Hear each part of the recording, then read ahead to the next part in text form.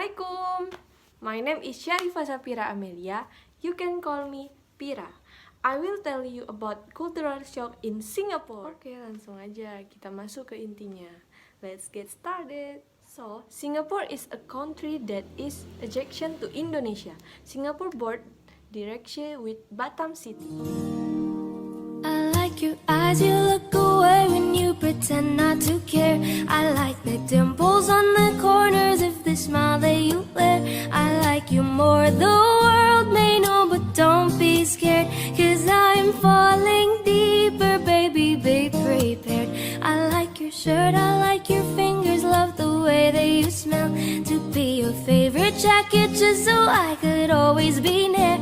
I loved you for so long, sometimes it's hard to bear, but after all this time, I hope you wait and say, love you every minute every second, love you everywhere in every moment. Food in Singapore. As the capital of Asian cuisine, there is something for everyone.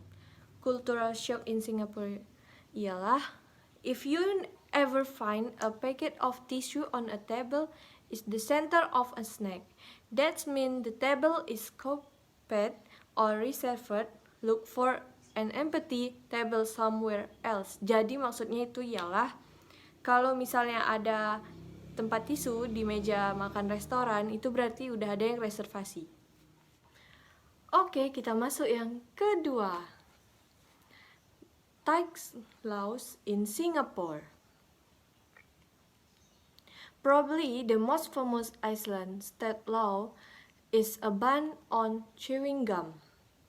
This law action to prevent people from sitting side gum on surface around the city.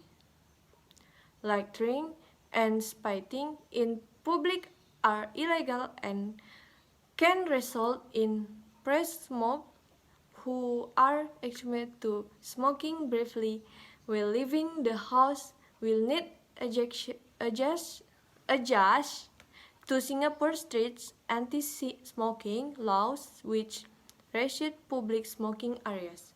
Jadi maksudnya itu ialah di Singapura itu hukumnya tuh sangat ketat. Jadi mereka tuh ada buat undang-undang tentang larangan menempel permen karet abis makan gitu. Abis itu larangan ketatnya juga pada orang-orang yang merokok.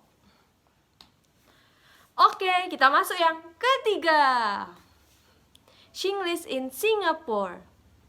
Although English is spoken by almost everyone in Singapore, experts might notice a few foreign words here and there. This is Singlish, a unique and distinctive everyday English directory of Singapore. This is law is commonly used in all city-states and is considered by many to be reflection of a unique cultural mix. While English is looked down on by some people, others will experience that the local people who don't speak Singlish are not true Singaporeans. It is helps to listen to some Singlish comes expression before leaving for Singapore, even it's only to understand Singlish. Jadi itu maksudnya di Singapura itu ada bahasa namanya Singlish gitu, bahasa Inggris yang dicampur dengan bahasa keunikan yang ada di Singapura. Jadi buat kalian semua yang mau ke Singapura dan yang mau pindah siapa tahu ke Singapura, kalian harus belajar Singlish keunikan yang ada di keunikan bahasa yang ada di Singapura. Ini yang terakhir adalah yang keempat.